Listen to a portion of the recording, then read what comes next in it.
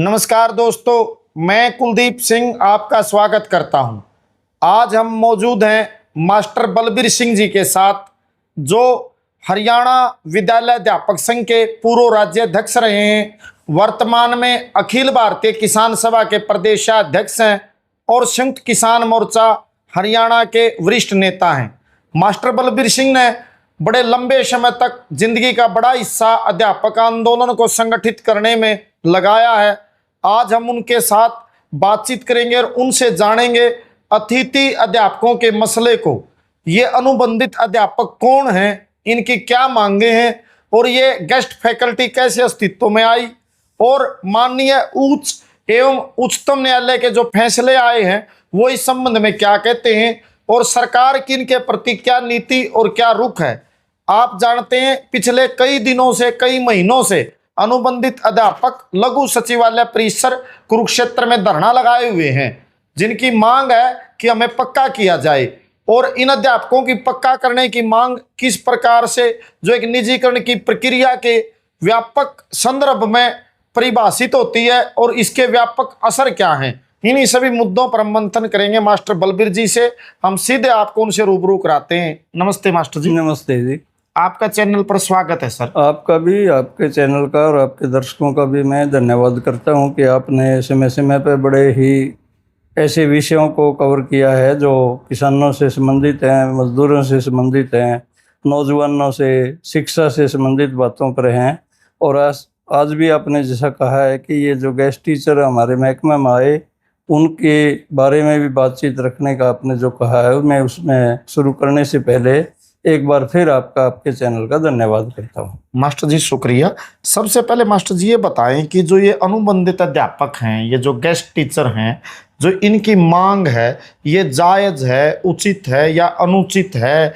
ये जो पूरी की पूरी जो इनकी कहानी है, ये गेस्ट कैसे अस्तित्व में आए, इनके लिए क्या लीगल प्रॉब्लम है या सरकार का क्या रुख है, इनकी मांगे क्या हैं, इसको बिल्कुल साधारण ढंग से समझाएं कि पूरा मसला है क्या। देखिए, ये जो आप बात कर रहे हो, इसको थोड़ा सा पीछे जाने की ज़रूरत होती है। 2004 तक राज्य में सरकार थी जो 2004 में आके बदल जाती है, और उस समय तक स्कूली शिक्षा विभाग में कम से कम 50,000 पद खाली हो चुके थे। ये मास्टर जी 2004-05 तक 50,000 पद रिक्त थे अध्यापकों के, और उनमें भर्ती करने की एक ज़रूरत इसलिए थी कि बहुत बड़ी संख्या में स्कूल बिना अध्यापक के चल रहे थे या सिंगल टीचर स्कूल भी थे, और इस तरह की एक नौबत आई थी कि ये स्कूल का ढांचा कैसे चलेगा। तो सरकार बदली, कांग्रेस की सरकार आई, जिसके मुख्यमंत्री भूपेंद्र हुड्डा बने। भूपेंद्र हुड्डा ने शुरुआत में ये सोच के कि हम जल्दी भर्ती करें, क्योंकि जो भर्ती प्रक्रिया यहाँ जो एक आयोग के द्वारा भर्ती प्रक्रिया होती है उसमें बहुत लंबा समय लग जाता है। तो उन्होंने पंजाब यूनिवर्सिटी से अपील की कि आप मेरिट बना के हमारी सिलेक्शन का प्रबंध करें, क्योंकि आपके पास अपना एक स्ट्रक्चर है, ढांचा है। और ये 2005 के शुरुआत में ही अप्रैल मई में पंजाब यूनिवर्सिटी ने फार्म भरवाने शुरू कर दिए। हज़ारों नौजवान जो एजुकेटेड थे, जो अपनी क्वालिफिकेशन पूरी करते थे, अलग अलग पदों पर उन्होंने पंजाब यूनिवर्सिटी में अपने फार्म भरे, और इस इंतज़ार में थे कि एक बहुत ही शानदार और फेयर भर्ती हरियाणा में होगी जो पंजाब यूनिवर्सिटी करेगी, क्योंकि पंजाब यूनिवर्सिटी की साख ना केवल इस देश में बल्कि पूरी दुनिया में है। और हमें भी एक बड़ा हौसला हुआ था। उस समय मैं भी अध्यापक के रूप में काम करता था और हरियाणा विद्यालय अध्यापक संघ के पदों पर भी कार्यरत था। तो ये सोच करके अब शिक्षा के शायद अच्छे दिन आएंगे, और पंजाब यूनिवर्सिटी मेरिट के आधार पर हज़ारों शिक्षकों को भर्ती करके विभाग में भेजेगी। लेकिन क्या राजनीतिक कारण रहे हैं, क्या परिस्थितियां बनी हैं, कुछ एक समय बाद सरकार ने ये फैसला बदलना पड़ा कि हम पंजाब यूनिवर्सिटी से भर्ती नहीं करवाएंगे, क्योंकि ये हो सकता है कि उस समय की सरकार ने ये महसूस किया हो कि हम भी अपनी लिस्टें नहीं दे पाएंगे, क्योंकि उससे पहला भर्तियों में बड़ी बदनामी हो चुकी थी कि पर्चियाँ चलती हैं, पैसा चलता है, सिफारिशें चलती हैं। तो पंजाब यूनिवर्सिटी में हो सकता है सरकार भी उस टाइम में ये महसूस कर गई हो कि भाई हमें इस भर्ती में कुछ अपना जो हम करना चाहते हैं कुछ अपना एक पार्टी के हिसाब से भर्ती की प्रक्रिया को, वह कामयाब नहीं होगी। और उसने कैबिनेट मीटिंग बुला के और फिर फैसले को बदल लिया। पंजाब यूनिवर्सिटी को ये बोल दिया कि हम भर्ती आपसे नहीं करवाएंगे, हम भर्ती का स्ट्रक्चर अपना तैयार करेंगे। और जैसे उन्होंने आयोग वगैरह गठित किया, उन्होंने किया रिपोर्ट थी कि आप कितनी भी जल्दी कर लें, साल 2 साल तक आप टीचर स्कूलों को नहीं दे पाएंगे। उधर जनता ने जो राज बदला था, जनता की एक दाब थी कि हमारे बच्चों को शिक्षक चाहिए, टीचर चाहिए, तो सरकार ने एक नया टर्म लेकर आई, गेस्ट फैकल्टी। ये गेस्ट फैकल्टी कोई नई चीज़ नहीं है। बड़ी बड़ी यूनिवर्सिटीज़ हैं, विदेशों में बड़ी यूनिवर्सिटियों में टीचर जाते हैं पढ़ाने के लिए, 1 पीरियड 2 पीरियड, 1 महीना 2 महीना, और उनको बड़े अच्छे वेज उनके मिलते हैं। तो वो गेस्ट फैकल्टी का अर्थ ये था कि जिस विषय का टीचर आपके पास उपलब्ध नहीं है, किसी भी टीचर को बुला के उसकी शिक्षा का प्रबंध किया जाए। शुरुआत में सरकार ने उस गेस्ट फैकल्टी को उसी रूप में लिया कि हम अतिथि अध्यापकों को भर्ती करेंगे। अब वो जो अतिथि अध्यापकों को भर्ती करना था, सरकार ने 1 हफ्ता 10 दिन से भी ज़्यादा अखबारों में ये एडवर्टाइजमेंट दी कि हमने बहुत ज़्यादा इतने अध्यापकों की 30,000, 32,000, 35,000 अध्यापकों की ज़रूरत है, और जो भी क्वालिफाइड हैं वो लोग भर्ती के लिए इसमें शामिल हों। लेकिन ये गेस्ट फैकल्टी है और कुछ समय के लिए है, और हम इसमें एक भर्ती का एक क्राइटेरिया रखते हैं कि यदि कोई बच्चा गांव में ही क्वालिफिकेशन अपनी पूरी करता है, वो भले ही मेरिट उसकी कम हो, लेकिन गांव में प्राथमिकता उसको दी जाएगी जो जिस गांव में वैकेंसी है और उसी गांव का कोई कैंडिडेट है। फिर उन्होंने कहा कि यदि गांव का नहीं है तो फिर तहसील या ब्लॉक लेवल पे एक मेरिट लिस्ट बनेगी, और उस मेरिट लिस्ट में जो भर्ती होंगे तो ब्लॉक को प्राथमिकता होगी। फिर जिला में यदि हमारे कुछ ऐसे पद रह जाते हैं तो ज़िले की मेरिट बनेगी, और ज़िले की मेरिट के बावजूद भी वैकेंसियाँ रहती हैं तो फिर राज्य की एक मेरिट बनेगी, और उसके हिसाब से राज्य भर्ती करके अधिकारी अलग अलग जगह पे भेजेंगे। इसमें मास्टर जी सिलेक्शन की अथॉरिटी क्या तय करी, कोई ये कमेटी बनाई? बता रहा हूँ ना मैं, जैसे एक तो अखबारों में एडवर्टाइजमेंट दे दी, फिर अथॉरिटी बना दी। गांव में जो भी स्कूल है, उसका मिडिल स्कूल है, हाई स्कूल है या सीनियर सेकेंडरी स्कूल है, उसका मुखिया ही भर्ती करेगा, मेरिट बनाएगा। उसके पास मान लिया 2 वैकेंसी हैं, 5 कैंडिडेट हैं तो मेरिट बनेगी। उसके पास 2 वैकेंसी है, 1 ही कैंडिडेट आया तो उसी की मेरिट है, और वो गांव का है। यदि वो गांव का नहीं है कोई भी कैंडिडेट, तो फिर उस तहसील का या ब्लॉक का होगा। उस ब्लॉक का भी कोई कैंडिडेट नहीं है तो जिला का या फिर राज्य का किसी हिस्से से भी कोई आदमी उसे इंटरव्यू दे के भर्ती हो सकता है। एक भर्ती की प्रक्रिया सरकार ने एडवर्टाइज की, उसने अथॉरिटी जारी करी कि गांव में भर्ती करेगा गांव का स्कूल का मुखिया, और यदि मुखिया भर्ती नहीं कर सकता और वहाँ उसने कैंडिडेट नहीं मिल रहा तो फिर बीओ भर्ती करेगा उस ब्लॉक में, और बीओ भी यदि उसको भी उपलब्ध नहीं हो रहे हैं कैंडिडेट तो डीओ भर्ती करेगा। यदि जिला अधिकारी भर्ती करेंगे या ब्लॉक अधिकारी शिक्षा के वो भर्ती करेंगे, या गांव में स्कूल में यदि वो मिडिल स्कूल, हाई स्कूल और सीनियर सेकेंडरी स्कूल है तो वहाँ का मुखिया करेगा। तो वो भी सरकार ने तय किया, और ये कह के किया कि ये अल्पकालीन भर्ती है, कुछ समय के लिए रहेगी। लेकिन उसमें बहुत सारी एक विसंगतियाँ पैदा कर दी। इससे पहले की जो भर्तियां थी उसमें भी कच्चे अध्यापक भर्ती होते थे, लेकिन उनका वेज पूरा होता था, और यहाँ ये कह दिया कि वर्कलोड के आधार पे मिलेगा। अब किसी स्कूल में केवल 2 पीरियड पढ़ाने का, 2 घंटे पढ़ाने का ही वर्कलोड बनता है तो 2 घंटे के ही पैसे मिलेंगे। 5 घंटे पढ़ाने का मिलता है तो 5 घंटे के पैसे मिलेंगे। विषय विशेष का टीचर कितना उसका वर्कलोड बनता है वो तय कर दिया पीरियड वाइज। मतलब कि सभी गेस्ट टीचर को समान वेतन नहीं मिलता? नहीं, समान वेतन भी था, और जो न्यूनतम वेतन का पालन होना चाहिए था, जो बेसिक पे उनको मिलनी चाहिए थी, और जो महंगाई भत्ता उससे में कम नहीं मिलना चाहिए तो वो भी सरकार ने अवॉइड कर दिया। सरकार की तरफ से बहुत ज़्यादा कमियां रही हैं। एक सवाल और उठा मास्टर जी से बीच में, अच्छा ना आप बोलो। अभी सरकार की तरफ से जो कमियां लगातार रही हैं उनको सरकार ने दुरुस्त करना चाहिए था, क्योंकि भर्ती होने वाला कोई दोषी नहीं है। वो भर्ती गाँव की मेरिट में गाँव में भर्ती हुआ, तहसील की मेरिट बनी तो तहसील में भर्ती हुआ, जिले की मेरिट बनी तो जिला में भर्ती हुआ। भर्ती होने वाले लोगों का कहीं भी कोई दोष नहीं है। उनकी एडवर्टाइजमेंट थी, डेट तय थी कि किस दिन से किस दिन तक भर्ती चलेगी, लोगों ने अप्लाई किया, उन्होंने इंटरव्यू दिए, उनकी सिलेक्शन हुई, मेरिट बनी, मेरिट के आधार पर उनकी सिलेक्शन हुई। अखबारों में इससे पहले एडवर्टाइजमेंट सब हो चुकी थी। तो वो प्रक्रिया एक लंबे समय तक चली, कई महीने तक चली, लोग भर्ती होते रहे। बहुत लोगों ने इसलिए नहीं करा कि पता 2 महीने रहेंगे, 6 महीने रहेंगे और 1 साल रहेंगे या फिर आगे कोई टर्म देगा ना देगा। दिसंबर 5 में ये भर्ती की प्रक्रिया शुरू हुई थी और ये 2006 के साल में चलती रही। 7 में जाकर इसको रोक दिया कि अब हम आयोग से भर्ती करेंगे रेगुलर, और इस भर्ती के लोगों को आगे से आगे टाइम बढ़ोतरी देते रहे। और वो टाइम बढ़ोतरी देने से फिर एक मांग ये भी उठी कि समान काम का समान वेतन मिलना चाहिए। सरकार ने समान काम का समान वेतन ना देकर ये कह दिया कि हम कंसोलिडेट पे देंगे। कंसोलिडेट का ये था कि भाई चाहे आपका 5 पीरियड का वर्कलोड है चाहे 2 का है, वो वेतन एक निर्धारित प्रतिदिन के हिसाब से मिलेगा। और उसमें बाद में फिर वो मासिक कंसोलिडेशन आएगी कि मासिक वेतन इतना इतना, इस पद पर काम करने वाले को इतना मिलेगा, इस पद पे इतना मिलेगा। वो अलग अलग पदों का अलग अलग वेतनमान सरकार ने निर्धारित किया। सरकार है करने वाला सब कुछ, कोई यूँ नहीं है। ना तो कोई संस्था का मुखिया कुछ कर सकता था, ना ही भर्ती होने वाला कोई कर सकता था।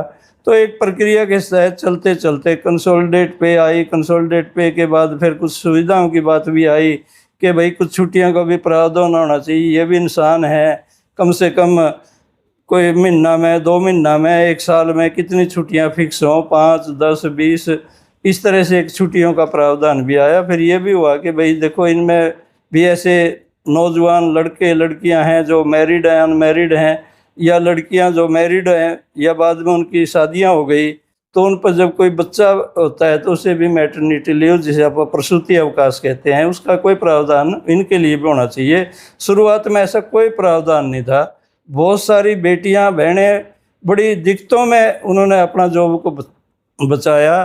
3-3 दिन के, 4-4 दिन के बच्चे को छोड़कर उन्हें संस्थाओं में जाना पड़ा। तब अध्यापक संघ ने भी महसूस किया गया कि ये बहुत बड़ा जुल्म हमारे बच्चों के साथ हो रहा है।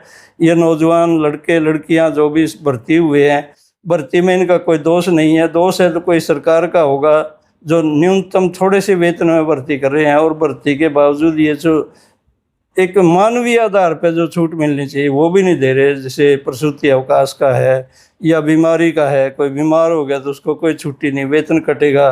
तो इस तरह के जो प्रावधान थे उनमें अध्यापक संघ ने भी लगातार फिर इस मांग को उठाना शुरू किया। और जब इनका कुछ समय बीत गया तो ये भी कहना शुरू किया कि भाई इनको हटाने का क्या लाभ है, भर्ती आप कर नहीं सकते, तो इनको लगातार जॉब की गारंटी दो।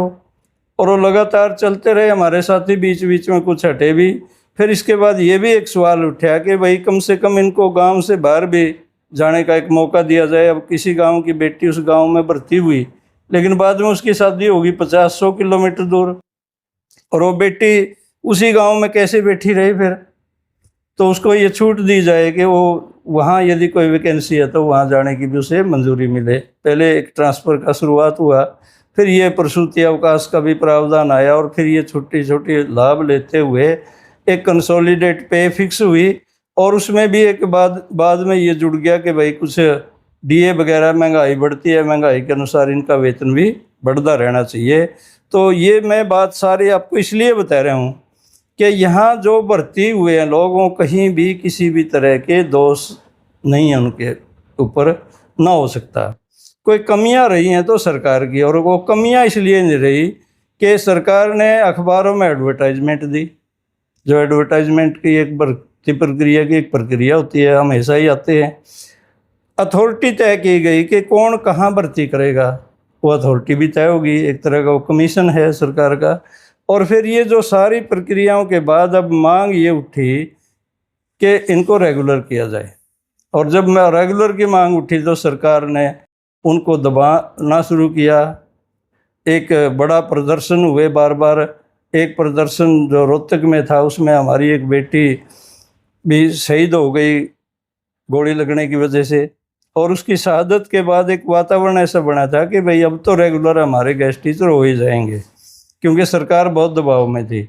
लेकिन दुर्भाग्यवश गेस्ट टीचर का कोई अनुभव नहीं था, उनकी लीडरशिप का कोई ज़्यादा तजर्बा नहीं था, और उन्होंने बातचीत में जो मेज पे जीत करनी चाहिए थी वो जीत दर्ज नहीं कर पाए, और वो किसी न किसी तरह सरकार के दबाव में आगे उन्होंने आगे कुछ थोड़े बहुत बेनिफिट लेके आगे सर्विस को बचाने का एक प्रयास शुरू किया। और लंबे समय तक, क्योंकि मैं भी एक अध्यापक भी था और अध्यापक होने के साथ साथ हरियाणा विद्यालय अध्यापक संघ का पदाधिकारी और एक दौर में राज्याध्यक्ष होने के नाते गेस्ट टीचर के साथ हमारा एक तालमेल था। और मानवीय आधार पर हमारा दृष्टिकोण पहले दिन से ये था कि ये शोषण नहीं होना चाहिए, चाहे वेज के रूप में है, चाहे छुट्टियों के रूप में है, या फिर उनको लंबे समय तक कच्चे रख के रेगुलर ना करके उनका शोषण उचित नहीं है। तो आंदोलनों को तेज किया गया, सरकार ने कुछ गारंटियां दी, राज बदला, और बीजेपी राज में आने से पहले खासकर रामविलास शर्मा जो उस समय के अध्यक्ष थे, उन्होंने बार बार गेस्ट टीचर को आश्वस्त किया कि हम आएंगे तो पहली कलम से आपको रेगुलर किया जाएगा। उनके आंदोलनों में भी उन्होंने शामिल होना शुरू कर दिया।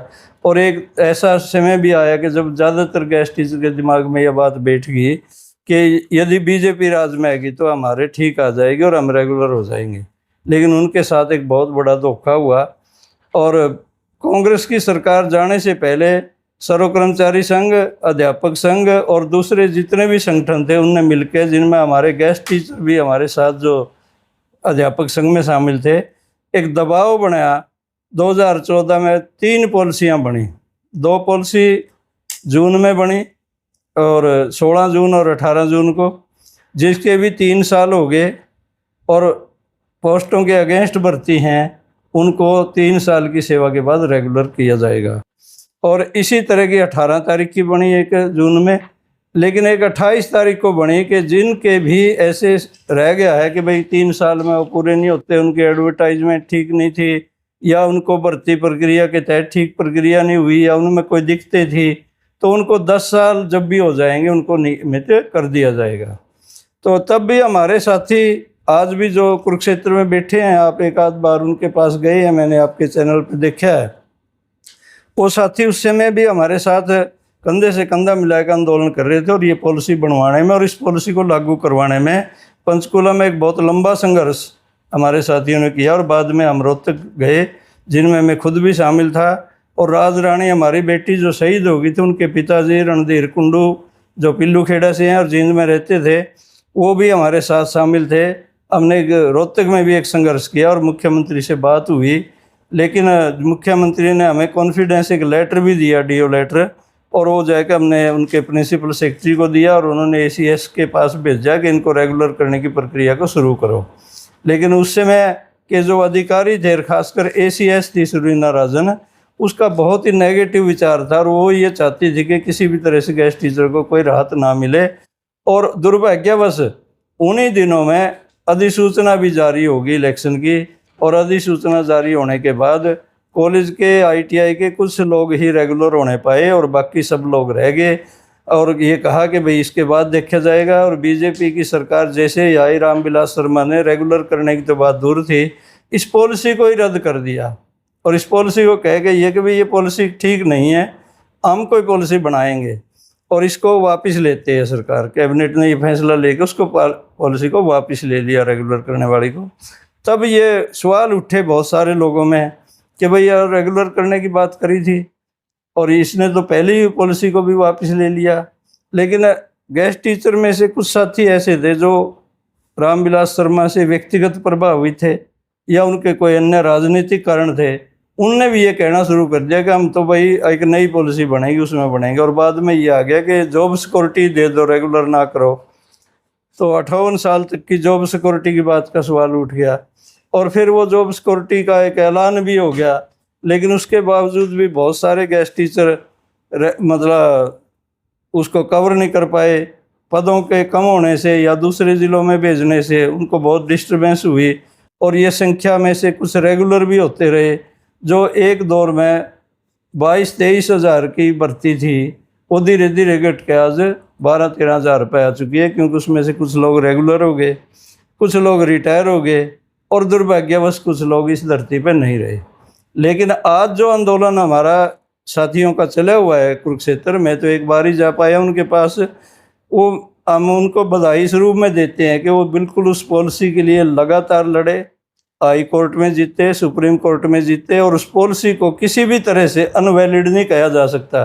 वो पॉलिसी वैलिड सिद्ध हुई और आज रेगुलर होने का उनका एक दावा है जो उसके लिए साथी संघर्ष कर रहे हैं। हमारी उनके साथ एक भावनात्मक रिश्ता भी है और हमारा विभागीय रिश्ता भी है, और हम ये चाहते हैं कि सरकार अब देरी ना करे।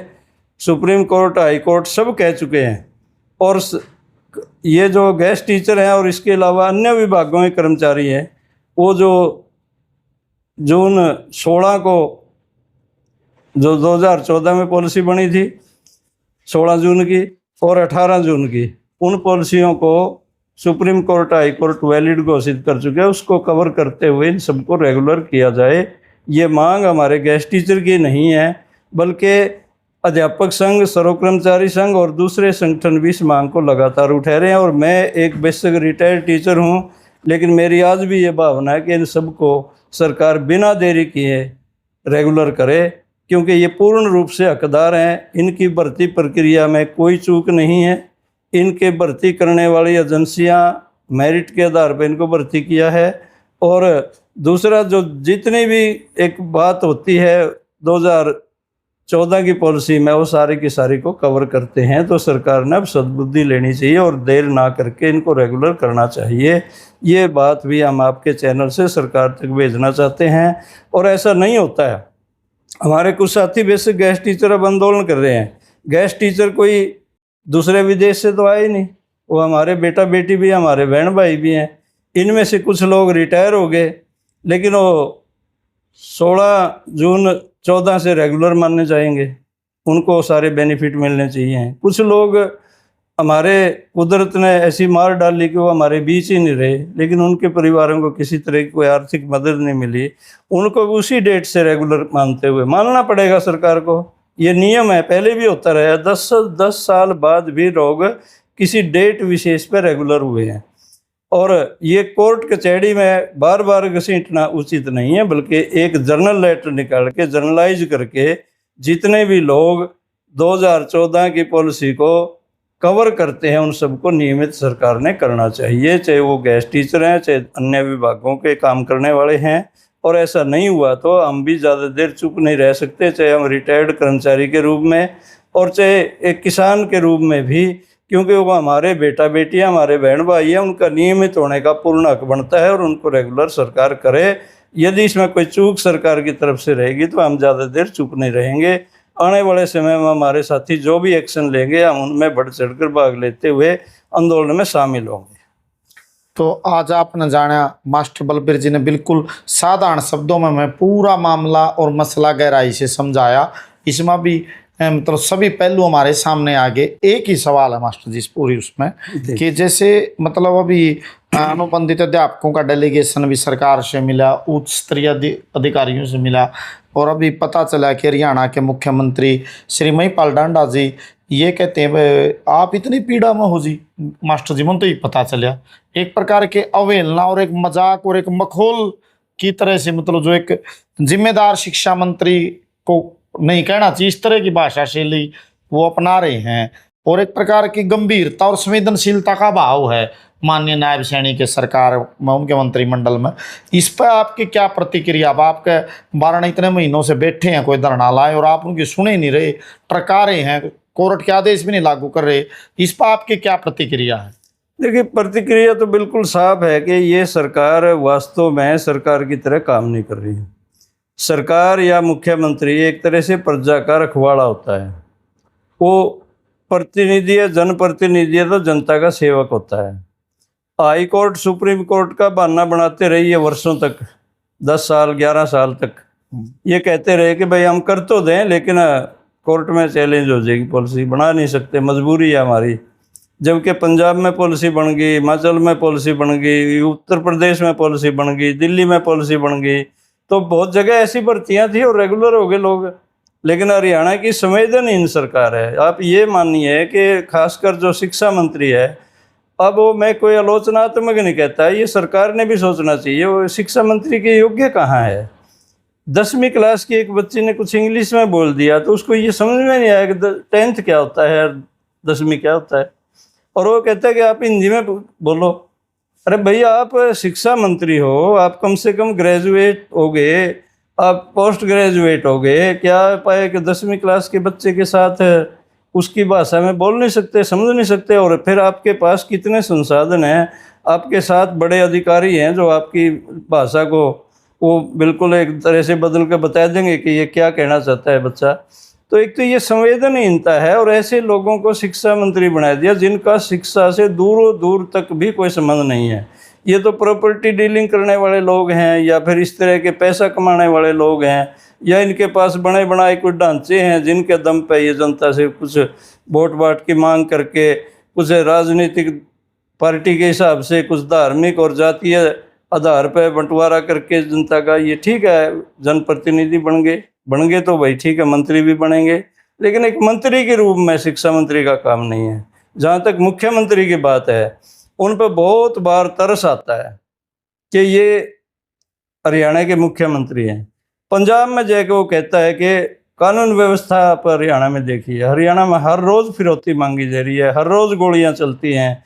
कल भी आपने देखा होगा हिसार के कोर्ट में गोली चली और पकड़ने वाला कोई नहीं था, वो तो जो मारने वाले थे, जो मरना वाला था, उसी के लोगों ने पकड़ लिया।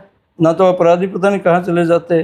कभी ये करनाल में मर्डर हो जाते हैं, कभी हिसार में मर्डर हो जाते हैं, कभी किसी से फरोती मांगी जाती है। मतलब कानून व्यवस्था चरमराई हुई है।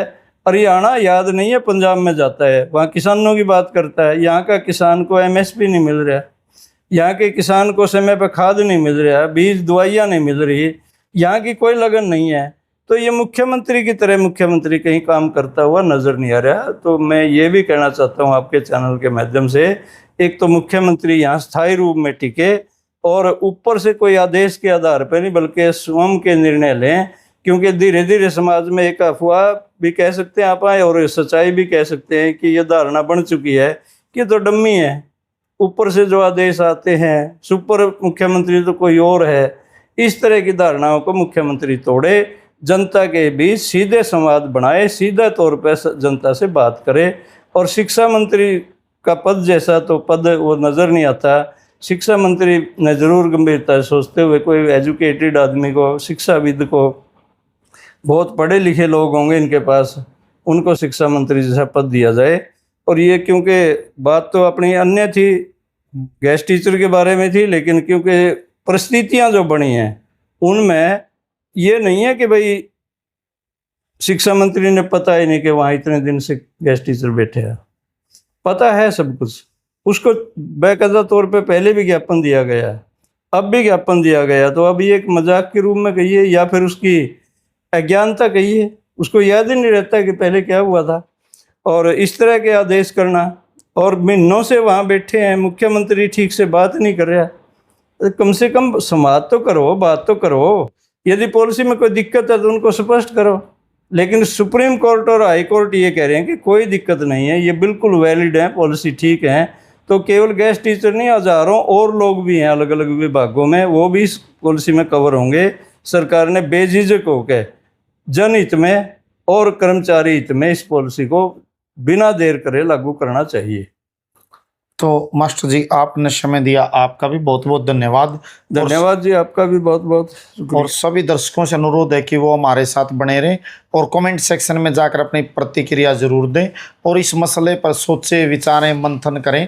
आप सभी का बहुत बहुत शुक्रिया।